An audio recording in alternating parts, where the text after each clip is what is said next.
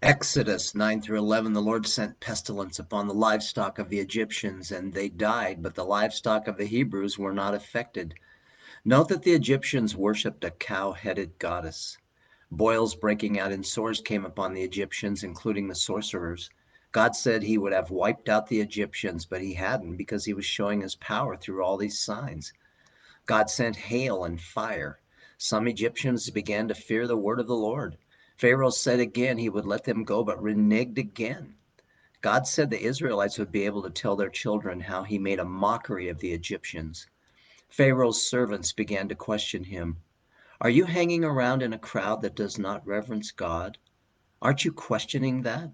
God sent locusts that consumed every green thing. Pharaoh said he let only the men go, but that was not acceptable. God sent darkness that covered the land for 3 days. Pharaoh said he'd let them go without livestock, but that was unacceptable. God called Israel to leave Egypt lock, stock, and barrel, a complete severing with no compromise. Remember that Egypt represents sin, and he calls us to leave our sin in the same way. God said he would perform one more sign, that being the death of every firstborn in Egypt, including man and cattle. The Israelites asked their neighbors for silver and gold. God had given the people favor in the sight of the Egyptians, and Moses was greatly esteemed among the Egyptians. Wow. Pharaoh didn't seem to get it, but the servants and people were starting to get it. God's power and authority are obvious. Do you get it? Matthew 15:21 through 39, a Gentile woman approached Jesus and was willing to accept her place, a dog or pet eating the crumbs off the table. Are we willing to accept our place?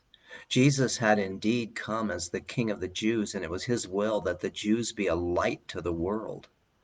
But for now, and this begins this transition, he has taken a Gentile bride. That's us. Israel will figure it out in the future.